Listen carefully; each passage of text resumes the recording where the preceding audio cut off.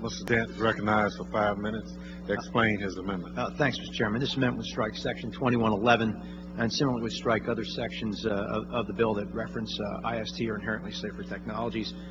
First, let me start by thanking my colleagues for making substantive changes to the proposed language regarding IST. I think we've come a long way since 2006 when these regulations were first required, and I thank my colleagues for their deliberate consideration on this matter. But the question still does remain. What are inherently safer technologies? We did some digging and found that the concept of IST was first introduced by Dr. Trevor Kletz, an English chemist, about 30 years ago. This idea is simply not a new one. The bill attempts to define IST by coining a new catchphrase, methods, to reduce the consequences of a terrorist attack. I'm quickly reminded of the 100% scanning catchphrase used to push through the majority's 100% air and maritime cargo screening requirements, two requirements that the majority has found itself backtracking on. Can anyone provide us with a definition of what inherently safer technologies is? I looked at the dictionary, I couldn't find it, but I have, however, taken an opportunity to meet with many scientists and subject matter experts. They consider it as a, quote, conceptual framework, close quote, that involves four basic elements. First, minimizing the use of a hazardous substance. 2, replacing a substance with a less hazardous one. 3, using a less hazardous process. And 4, simplifying the design of a process. IST is not a technology. It is a concept. It is a framework. And let me be perfectly clear, I do support IST. But I support IST as a framework that guides our facilities to methods that improve business practices and protect their employees.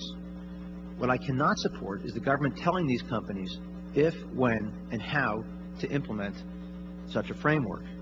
You know, there are 6,000 to 7,000 facilities covered under CFATS, and the department simply does not have the expertise to oversee this.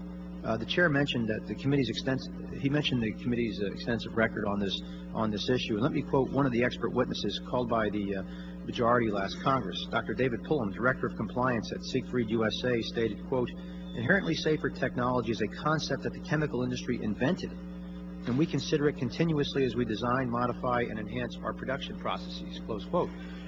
Let's now take a moment to summarize Tuesday's hearing. And by the way, that was the only hearing in this Congress on this bill, and we do have 11 new members of this committee.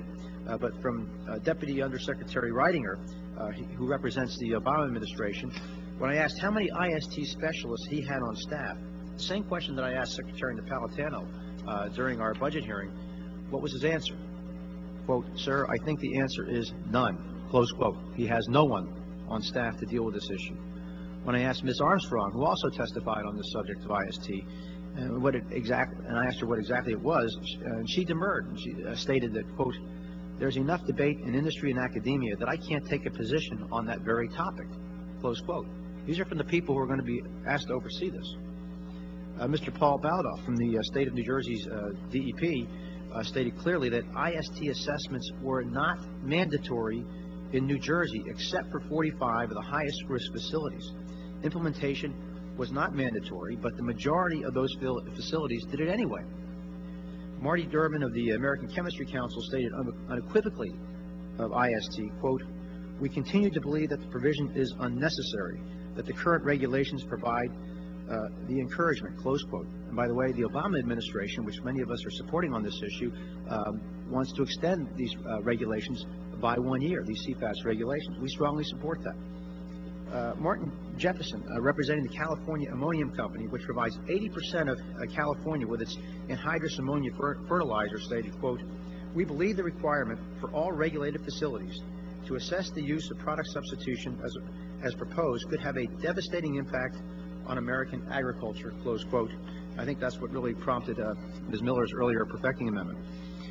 Neil Langerman, the American Chemical Society, stated, quote, there are facilities that I've been involved with as a consultant in my professional career that would be hard-pressed economically to make changes. I'm certainly aware of facilities that have chosen to move out because of regulatory oversight, close quote. Now, as far as I'm concerned, the record is pretty clear. IST, while well-intentioned, is not a silver bullet, and the provision, while markedly improved by several amendments, needs not be mandated. Farmers, small businesses, pharmaceuticals, industry scientists, and academia all seem to agree mandating IST is simply not necessary. I see my time is up, and I yield back. This amendment strikes the methods to reduce consequences of a terrorist attack, often referred to as inherently safer technologies. It strikes at every place in the bill. IST simply requires companies to evaluate for new practices and processes that will make facilities not only safer, but also more efficient. This legislation, in my opinion, is getting the cart before the horse. We see in the New Jersey model that businesses are already implementing assessments themselves because it's in their own best business interest to make sure that their facilities are safe. The only way to absolutely eliminate risk is for every facility where any chemical, any product is put in a nuclear missile attack safe type of shelter, and obviously we can't do that. And Gentleman from I just Pennsylvania. wanted to say briefly in response to my good friend from New Jersey, I think we all have a goal of making sure that our chemical plants are safer. And I've stated that I do support IST as a concept, as a framework.